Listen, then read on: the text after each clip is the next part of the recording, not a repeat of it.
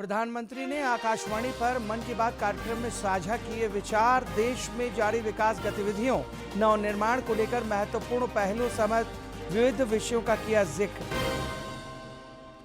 London में मुख्यमंत्री ने विभिन्न कार्यक्रमों में की शिरकत। विदेश में बसे झारखंडियों के सम्मान और उत्थान का संकल्प। प्रदेश भाजपा अध्यक्ष ने बाबा वैद्यनाथ धाम में की पूजा अर्चना।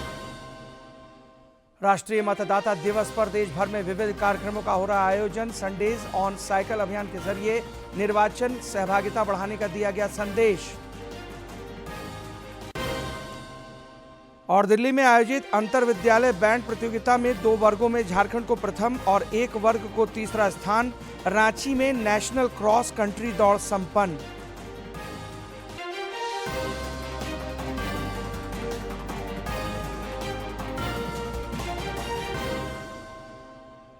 नमस्कार, खबरें झारखंड में आपका स्वागत है। इस वक्त की तमाम ताज़ा तरीन और अहम खबरों को लेकर हाजिर हूं मैं राहुल शर्मा। बुलेटिन की शुरुआत करते हैं प्रधानमंत्री नरेंद्र मोदी की अहम खबर से। प्रधानमंत्री नरेंद्र मोदी ने साल के पहले मन की बात कार्यक्रम में आज विविध विषयों की चर्चा की। उन्होंने देशवासियों को आकाशवाणी के माध्यम से समाज के नवनिर्माण की दिशा में विविध पहलों से भी अवगत कराया। उन्होंने विकास में युवाओं की भागीदारी को रेखांकित करते हुए कहा कि भारत में आज दुनिया का सबसे बड़ा स्टार्टअप इकोसिस्टम बन चुका है। मेरे प्यारे देशवासियों, इन दिनों मैं सोशल मीडिया पर एक इंटरेस्टिंग ट्रेंड देख रहा हूं। लोग साल 2016 की अपनी यादों को फिर से ताजा कर रहे हैं। उसी भावना के साथ आज मैं भी आपके साथ अपनी एक मेमोरी को शेयर करना चाहता हूं। 10 साल पहले जनवरी 2016 में हमने एक एम्बिशियस जर्नी की शुरुआत की थी। तब हमें इस बात का एहसास था कि भले ही एक छोटा क्यों न हो, लेकिन ये युवा पीढ़ी के लिए, देश के फ्यूचर के लिए काफी अहम है। तब कुछ लोग ये समझ ही नहीं पाए थे कि आखिर है क्या।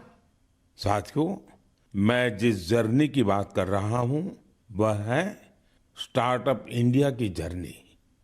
इस अद्भुत जर्नी के हीरो हमारे युवा साथी हैं। अपने कंफर्ट जोन से बाहर निकलकर उन्होंने जो इनोवेशन किए वो इतिहास में दर्ज हो रहे हैं। साथियों, भारत में आज दुनिया का तीसरा सबसे बड़ा स्टार्टअप इकोसिस्टम बन चुका है। ये स्टार्टअप्स लीक्स से हटके हैं। आज वे ऐसे सेक्टर्स में काम कर रहे हैं जिनके बारे में 10 साल पहले तक कल्पना भी नहीं की जा सकती थी। AI, space, nuclear energy, semiconductors, mobility, green hydrogen, biotechnology, आप नाम लीजिए और कोई ना कोई भारतीय स्टार्टअप उस सेक्टर में काम करते हुए दिख जाएगा। मैं अपने उन सभी युवा साथियों को सैल्यूट करता हूं जो किसी ना किसी स्टार्टअप से जुड़े हैं या फिर अपना स्टार्टअप शुरू करना चाहते हैं।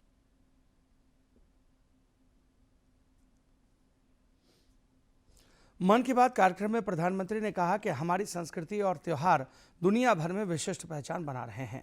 उन्होंने देशवासियों को भजन क्लबिंग से भी अवगत कराया, जो जेन जी के बीच तेजी से लोकप्रिय हो रहा है।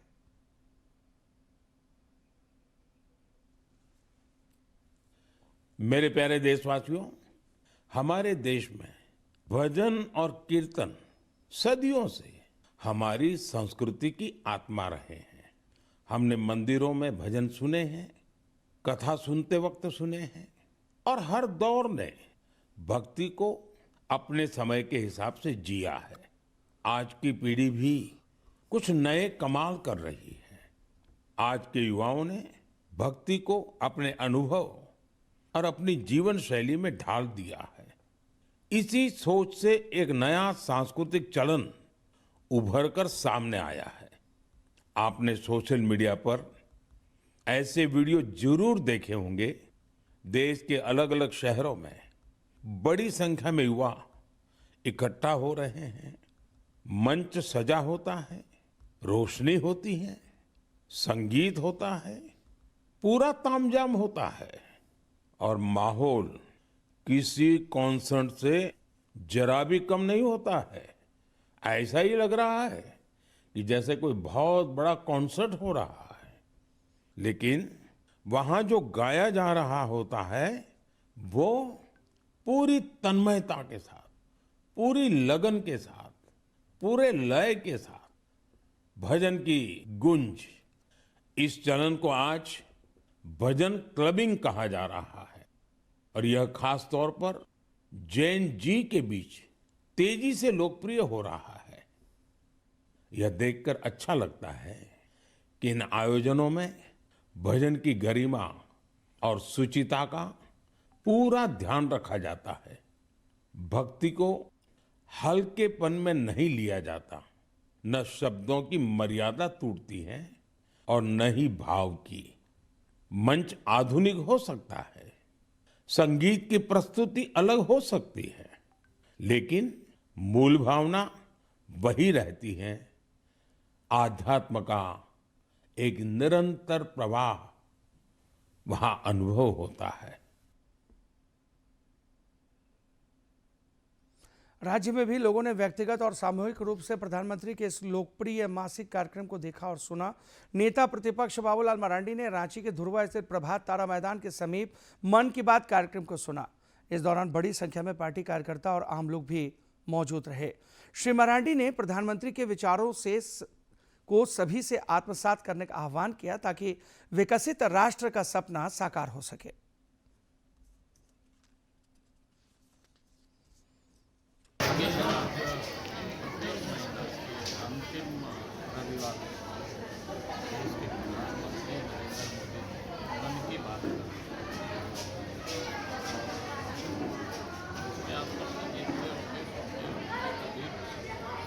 राजनीतिक बातों को नहीं करते, देश भर में जो भिन्न कामों में लोग अपने स्तर से लगे हुए जो देश के विकास में योगदान उस समाज के लिए, लोगों के लिए प्रेरणा का स्रोत बनता है। लंदन प्रवास के क्रम में मुख्यमंत्री हेमंत सोरेन ने विभिन्न कार्यक्रमों में शिरकत की। इस दौरान उन्होंने समृद्ध झारखंड का विजन प्रस्तुत किया। विद्यार्थियों और प्रबुद्ध नागरिकों से मुलाकात के क्रम में मुख्यमंत्री ने कहा कि इतिहास लिखना और पढ़ना बहुत आसान है, पर इतिहास बनाना बहुत कठिन है। उन्होंने शिक्षा के प्रचार प्रसार की दिशा में सरकार की पहलों से भी लोगों को अवगत कराया। श्री सोरेन ने एक सोशल मीडिया पोस्ट में कहा कि दुनिया में कहीं भी बसे हर एक झारखंडी के सम्मान और उत्थान के लिए वे हर कार्य करते रहेंगे। इधर प्रदेश भाजपा अध्यक्ष आदित्य प्रसाद साहू विभिन्न जिलों के सांगठनिक प्रवास पर हैं। उन्होंने आज देवघर स्थित बाबा बैद्यनाथ धाम में पूजा अर्चना कर भगवान भोले शंकर से मंगल कामना की। इससे पहले उन्होंने शंकर शहर में आयोजित सम्मान समारोह में कार्यक्रम में भी हिस्सा लिया। के माध्यम से, सभी लोगों के माध्यम से, सभी लोगों के सहयोग से समाज का अंतिम व्यक्ति, गरीब व्यक्ति, किसान, मजदूर, शोषित, वंचित, सभी समाज, सभी वर्ग के बीच में हम जन जन तक भारतीय जनता पार्टी को विचारधारा को पहुंचा पाएं। और भारतीय जनता पार्टी को लगातार बाबा के दरबार से आशीर्वाद मिलते आया है और बाबा से फिर प्रार्थना की है कि बाबा हम सभी को आशीर्वाद दो, भारतीय जनता पार्टी को आशीर्वाद दीजिए ताकि पुनर्वापसी इस राज्य में सरकार बने और फिर तीव्र गति के साथ इस राज्य में विकास की किरण पहुंचे और विकास की धारा जन जन तक पहुंचे और विकास बहुत तेजी के साथ इस राज्य में हो। प्रदेश भाजपा अध्यक्ष ने देवघर में विकसित भारत जी राम जी जन जागरण अभियान में भी हिस्सा लिया। इस दौरान उन्होंने सशक्त ग्रामीण भारत और श्रमिकों के कल्याण को लेकर केंद्र सरकार के पहलों की जानकारी दी। श्री साहू ने कहा कि जी राम जी योजना में श्रमिकों के हित में कई प्रावधान किए गए हैं। अब उन्हें 125 दिन रोजगार की गारंटी होगी। जन जागरण अभियान के दौरान पार्टी के कई नेता मौजूद रहे। राष्ट्रीय मतदाता दिवस पर झारखंड समेत देश भर में आज कई कार्यक्रमों का आयोजन हो रहा है। देखिए रिपोर्ट। राष्ट्रीय मतदाता दिवस भारत निर्वाचन आयोग द्वारा हर साल 25 जनवरी को आयोजित किया जाता है। इस बार 16वें राष्ट्रीय मतदाता दिवस के लिए मेरा भारत मेरा वोट थीम निर्धारित किया गया है। इस बार की टैगलाइन है भारतीय लोकतंत्र के केंद्र में भारतीय नागरिक। भारत निर्वाचन आयोग के पास वास्तविकता के विभिन्न चरणों में सुधार की कई योजनाएं हैं, जिसमें चुनावी प्रक्रियाओं में सूचना प्रौद्योगिकी और तकनीकी के बढ़ते उपयोग और मतदाताओं के कल्याण के लिए निरंतर कार्य किया जाता रहा है। The strengths of democracy, the challenges which the democracies face, and the methodologies to address these challenges. Pure electoral rolls containing names of all eligible electors as per law are the foundation of any democracy. The use of technology. Election management bodies would try and adopt latest technologies while ensuring the integrity of elections as mandated by law to facilitate the electors and proactively counter misinformation. राष्ट्रीय मतदाता दिवस के अवसर पर विभिन्न क्षेत्रों में चुनाव संचालन में उत्कृष्ट प्रदर्शन के लिए अधिकारियों और संस्थानों को राष्ट्रीय पुरस्कार प्रदान किए जाते हैं। साथ ही देश भर में मतदाता शपथ, मतदाता जागरूकता के लिए व्यापक प्रचार प्रसार, विभिन्न गतिविधियों और कार्यक्रमों का आयोजन किया जाता है। भारत निर्वाचन आयोग की स्थापना 25 जनवरी 1950 को हुई थी। भारत निर्वाचन आयोग की स्थापना दिवस की वर्षगांठ की स्मृति में ये दिन चुना गया और मतदाता दिवस मनाने की शुरुआत 2011 में हुई। Rishi Kumar, DD news. इधर राज्य में भी राष्ट्रीय मतदाता दिवस के मद्देनजर कई तरह के कार्यक्रम आयोजित किए जा रहे हैं। रांची के मोराबादी ग्राउंड में म्यूजिक थेरेपी आयोजित करने वाले मॉर्निंग वॉकर समूह ने मतदाता दिवस अपने अंदाज में मनाया और निर्वाचन में सहभागिता के लिए लोगों को जोर शोर से प्रेरित किया। Today is another special day for India, okay, and that day is known as the National Voters Day. और निश्चित तौर पर आप लोगों की जो ये पहल है ये इसी तरह से आगे चलती रहे, क्योंकि जिस तरीके से हमारी जिंदगी भागदौड़ वाली जिंदगी आज के समय में है, अगर ये पल आप निकाल रहे हैं तो इससे बड़ी बात कुछ और नहीं हो सकती। और जिस तरीके से आप लोग आज सेलिब्रेट कर रहे हैं अपने गणतंत्र दिवस को, इस बार का जो थीम है राष्ट्रीय मतदाता दिवस का वो है माई नेशन माई वोट, मतलब हमारे वोट की क्या कीमत है, वो इस वर्ष का थीम है। और 2011 से राष्ट्रीय मतदाता दिवस वाइड मनाने की शुरुआत हुई, तो कह सकते हैं कि ये ऑलमोस्ट 15वां वर्ष है। 2011 में राष्ट्रीय मतदाता दिवस मनाना किया गया था और आज ही के दिन जो हमारा भारत निर्वाचन आयोग, जिसकी बात करते हैं कि भारत निर्वाचन आयोग ही है जो हमारा इनरोलमेंट करता है, ये तमाम तरह की जो चीजें करती है, इसकी स्थापना 1950 में हुई थी। और तब से जो है उसी की याद में उस जनरेशन को आगे बढ़ाने के लिए कि हमारे यूथ जो है उनको गणतंत्र के बारे में पता हो, उनको हमारी लोकतंत्र के बारे में पता हो, क्योंकि किताबों में तो हम पढ़ते हैं कि हमारा लोकतंत्र दुनिया का सबसे पुराना और सबसे मजबूत लोकतंत्र है, लेकिन उसको बढ़ाने की जिम्मेदारी हम युवाओं को और यहाँ पर जो लोग मौजूद हैं उनको भी। संडेज ऑन साइकिल अभियान के माध्यम से भी राष्ट्रीय मतदाता दिवस के अवसर पर आज खास संदेश दिया गया। विभिन्न जिलों में साइकिलिंग करते हुए लोगों ने नागरिकों को देश की लोकतांत्रिक व्यवस्था को मजबूती प्रदान करने के लिए निर्वाचन सहभागिता बढ़ाने के हेतु प्रेरित किया। पलामू समेत विभिन्न जिलों में इस दौरान साइकिल रैली में शामिल प्रतिभागी खासे उत्साहित नजर आए। यह साइकिल रैली शहर के विभिन्न मार्गों से होकर गुजरी।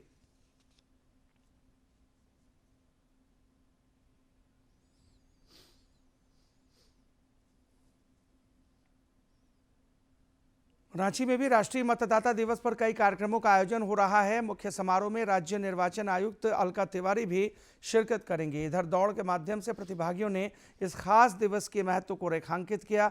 मौके पर रांची विधायक सीपी सिंह समेत अन्य गणमान्य लोग मौजूद रहे।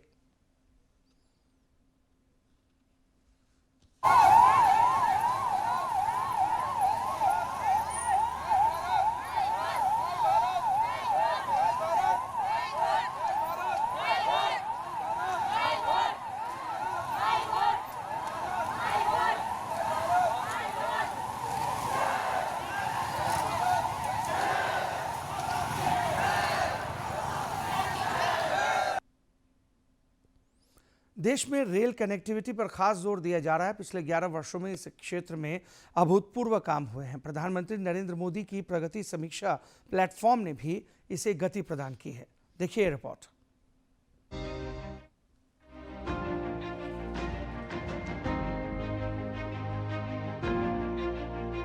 प्रगति यानी proactive governance and timely implementation प्रधानमंत्री नरेंद्र मोदी के नेतृत्व में बना वो मंच है जिसने वर्षों से अटकी बुनियादी ढांचा परियोजनाओं को निर्णायक गति दी है।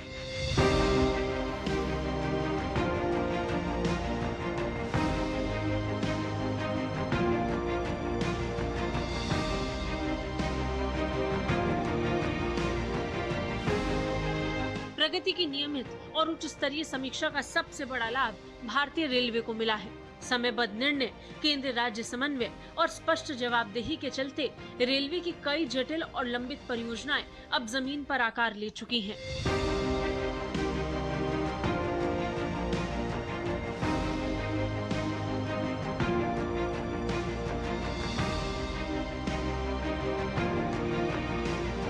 इंफ्रास्ट्रक्चर से जुड़े हुए सभी परियोजनाओं को तेज गति से संपादित करने में प्रगति पोर्टल की महत्वपूर्ण भूमिका है और हम लोगों ने उसका लाभ उठाया है।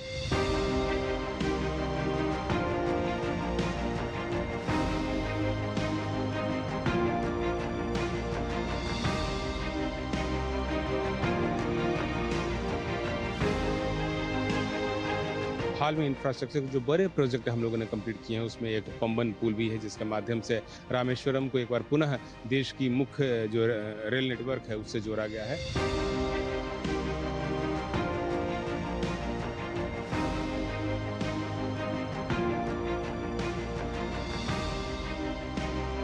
आज भारतीय रेलवे सिर्फ एक परिवहन व्यवस्था नहीं बल्कि देश की आर्थिक रीढ़, सामाजिक एकता और विकास के सपनों का सेतु बन चुकी है।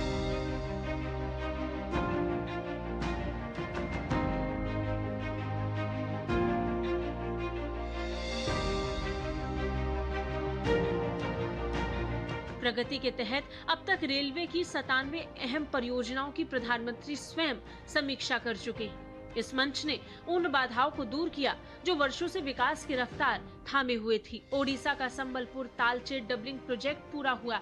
लंबे समय तक ये प्रोजेक्ट भूमि अधिग्रहण और वन मंजूरियों में उलझा रहा था। 2016 में निर्देशों के बाद 2023 में इस परियोजना को पूरा किया गया। पीएम के निर्देश के बाद 1997 से लंबे तसम का बोगी बिल रेल सह सड़क पुल भी पूरा हुआ। 2015 में पीएम ने जब निर्देश दिए तो 2018 तक ये परियोजना पूरी हुई।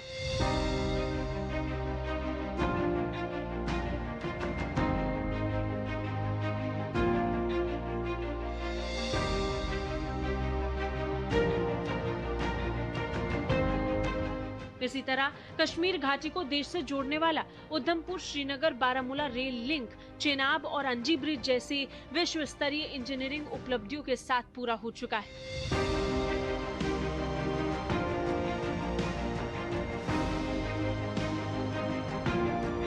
मिजोरम की राजधानी आइजॉल रेल मानचित्र पर दर्ज हो गई है।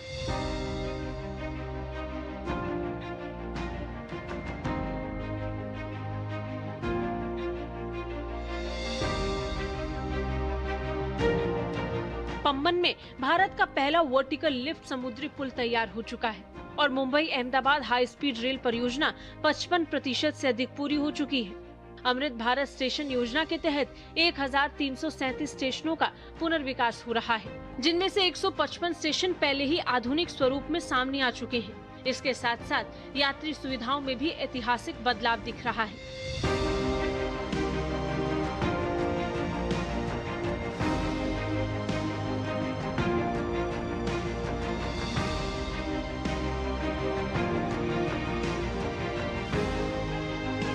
Vande Bharat express, Amrit Bharat train, LHB coach और कवच automatic train protection system railway को तेज, सुरक्षित और आधुनिक बना रहे हैं। पीएम गति शक्ति योजना के तहत इसे पोर्ट, इंडस्ट्रियल कॉरिडोर और लॉजिस्टिक हब से जोड़ा जा रहा है। कुल मिलाकर प्रगति के प्रभावी मॉडल ने भारतीय रेलवे को सिर्फ गति नहीं दी बल्कि उसे विकसित भारत की दिशा में एक शक्तिशाली इंजन बना दिया है। जहां रेलवे अब सिर्फ चलती नहीं, देश को आगे बढ़ाती है। Bureau report, DD news. राष्ट्रपति द्रौपदी मुर्मू गणतंत्र दिवस की पूर्व संध्या पर आज शाम 7 बजे राष्ट्र को संबोधित करेंगे। 77वें गणतंत्र दिवस की पूर्व संध्या पर आज राष्ट्र को संबोधित करेंगी। ये संबोधन आकाशवाणी के पूरे राष्ट्रीय नेटवर्क पर शाम 7 बजे से प्रसारित किया जाएगा और दूरदर्शन के सभी चैनलों पर पहले हिंदी में और फिर अंग्रेजी में प्रसारित होगा। वहीं दूरदर्शन पर हिंदी और अंग्रेजी में संबोधन के प्रसारण के बाद दूरदर्शन के क्षेत्रीय चैनलों द्वारा क्षेत्रीय भाषाओं में इसका प्रसारण किया जाएगा। इसके साथ ही आकाशवाणी अपने संबंधित क्षेत्रीय नेटवर्कों पर रात 9:30 बजे से क्षेत्रीय भाषाओं में इसका प्रसारण करेगा। गणतंत्र दिवस के मद्देनजर नई दिल्ली में कल राष्ट्रीय अंतर विद्यालय बैंड प्रतियोगिता का आयोजन हुआ, जिसमें 18 बैंड टीमों ने हिस्सा लिया। प्रतियोगिता में पाइप बैंड बालिका वर्ग में कस्तूरबा गांधी बालिका आवासीय विद्यालय कांके रांची और इसी के बालक वर्ग में कैराली स्कूल रांची की टीम ने विजेता बनने का गौरव हासिल किया। ब्रास बैंड बालक वर्ग में चाईबासा लुपुटुंगु स्थित संजीव स्कूल ने तीसरा स्थान हासिल किया। विजेता टीमों को रक्षा राज्य मंत्री संजय सेठ ने सम्मानित कर उनकी हौसला अफजाई की।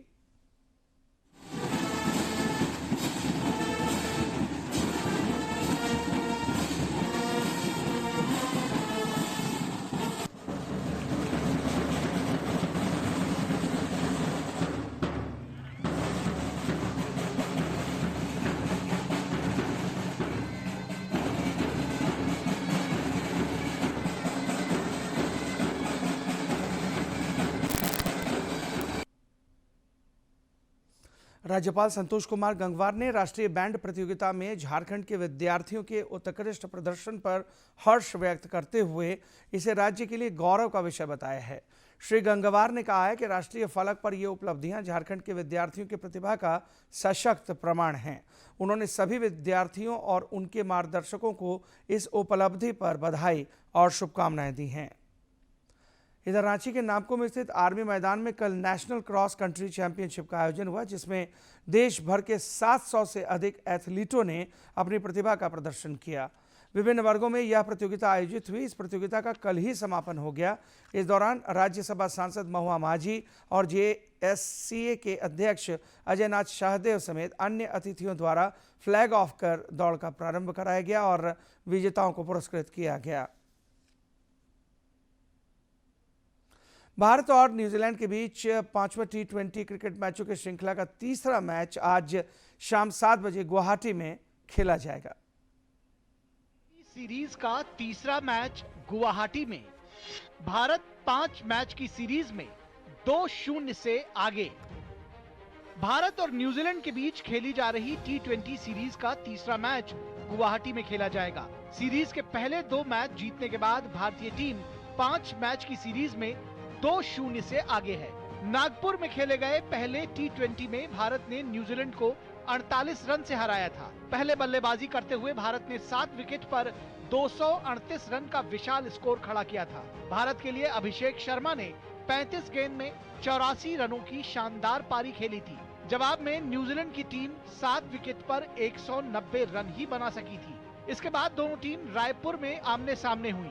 इस बार न्यूजीलैंड ने पहले बल्लेबाजी करते हुए भारत को 209 रन का लक्ष्य दिया था। एक वक्त भारतीय टीम ने 6 रन पर ही 2 विकेट गंवा दिए थे। हालांकि इसके बाद ईशान किशन और सूर्य कुमार यादव की विस्फोटक बल्लेबाजी ने कीवी टीम को एक बार फिर पस्त कर दिया। भारत ने 209 रन का लक्ष्य सिर्फ 15.2 ओवर में ही हासिल कर लिया। इसके साथ ही टीम इंडिया ने एक वर्ल्ड रिकॉर्ड भी बना दिया। भारत ने सबसे तेज 200 या उससे ऊपर का टारगेट चेज करने का विश्व रिकॉर्ड अपने नाम कर लिया है। अब 2 में से 2 मैच जीतकर भारतीय टीम गुवाहाटी के मैदान पर न्यूजीलैंड से भिड़ने के लिए तैयार है। भारत मौजूदा T20 विश्व चैंपियन है। T20 विश्व कप से पहले ये भारत की आखिरी T20 सीरीज है। ऐसे में टीम इस सीरीज को जीतना तो चाहेगी ही, वहीं विश्व कप से पहले अपने सभी खिलाड़ियों को परखना और अहम खिलाड़ियों को आराम देना और विश्व कप से पहले तरोताजा रखना भी जरूरी है। पहले 2 मैचों में कुछ खास नहीं कर सके संजू सैमसन भी एक बड़ी पारी खेलना चाहेंगे। वहीं न्यूजीलैंड की टीम 2 मैच गंवाने के बाद पलटवार के लिए तैयार है। पिछले 1 साल में न्यूजीलैंड ने भारत को उसके ही घर में टेस्ट सीरीज में मात दी। इसके बाद पहली बार भारत में द्विपक्षीय वनडे सीरीज जीती। न्यूजीलैंड आज तक कभी भारत में द्विपक्षीय T20 सीरीज नहीं जीत पाया है। ऐसे में कीवी टीम तीसरा मैच जीतकर सीरीज में वापसी करते हुए एक और उलटफेर करने की पूरी कोशिश करेगी। Sports desk, DD news. BCCI की चयन समिति ने ऑस्ट्रेलिया के खिलाफ पर्थ में होने वाले मैच के लिए महिला क्रिकेट टेस्ट टीम की घोषणा कर दी है। प्रतिका रावल और वैष्णवी शर्मा को टीम में शामिल कर लिया गया है। इसके अलावा 5 ऐसे खिलाड़ी हैं जिन्होंने अब तक एक भी टेस्ट नहीं खेला है। होने वाले टेस्ट के लिए भारतीय महिला टेस्ट टीम का ऐलान कर दिया है। प्रतिका रावल और वैष्णवी शर्मा को टेस्ट टीम में शामिल किया गया है। इस दल में 5 खिलाड़ी ऐसे हैं जिन्होंने अब तक कोई टेस्ट नहीं खेला है। ऐसे में 5 खिलाड़ियों को टेस्ट पदार्पण का मौका मिल सकता है। ये टेस्ट वाका में 6 से 9 मार्च 2026 तक खेला जाएगा। भारतीय महिला टेस्ट दल इस प्रकार है। अगर हम बात करें तो हरमनप्रीत कौर, स्मृति मंधाना, शेफाली वर्मा, जेमिमा रॉड्रिक्स, अमनजोत कौर, ऋचा घोष, उमा छेत्री, प्रतिका रावल, हरलीन देओल, दीप्ति शर्मा, रेणुका ठाकुर, स्नेह राणा, क्रांति गौड़, वैष्णवी शर्मा और सयाली सद्धारे। तो ये तमाम युवा हैं जिन्हें 5 खिलाड़ियों को अपना पहला टेस्ट खेलने का मौका। और अब मौसम का हाल। राज्य में मौसम का उतार चढ़ाव जारी है। मौसम विज्ञान केंद्र ने बताया कि 24 घंटे के दौरान न्यूनतम तापमान में 2 से 3 डिग्री सेल्सियस तक की बढ़ोतरी हो सकती है। आज और कल आंशिक रूप से बादल छाए रह सकते हैं। पिछले 24 घंटे के दौरान खूंटी में न्यूनतम तापमान 8.1 डिग्री सेल्सियस रिकॉर्ड किया गया, जो कि राज्य में सबसे कम रहा।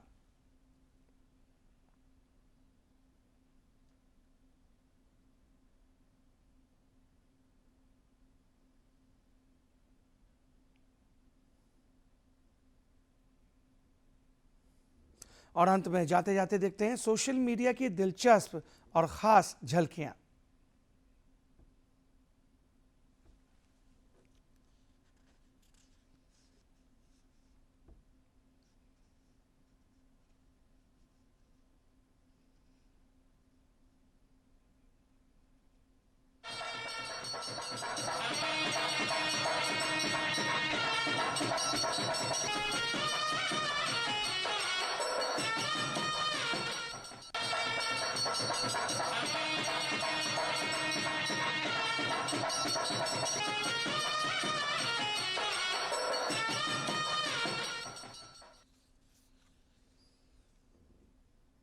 और इसी के साथ इस बुलेटिन में फिलहाल इतना ही। मुझे दीजिए इजाजत, लेकिन चलते चलते एक नजर अब तक की सुर्खियों पर।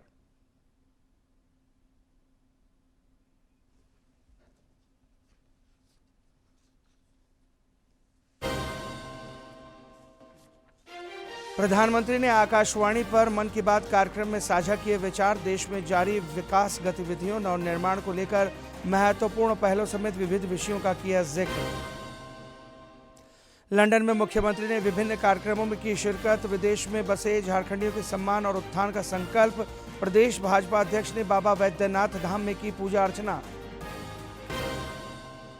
राष्ट्रीय मतदाता दिवस पर देश भर में विविध कार्यक्रमों का हो रहा आयोजन। संडेज ऑन साइकिल अभियान के जरिए निर्वाचन सहभागिता बढ़ाने का दिया गया संदेश। और दिल्ली में आयोजित अंतर विद्यालय बैंड प्रतियोगिता में 2 वर्गों में झारखंड को प्रथम और 1 वर्ग को तीसरा स्थान। रांची में नेशनल क्रॉस कंट्री दौड़ संपन्न।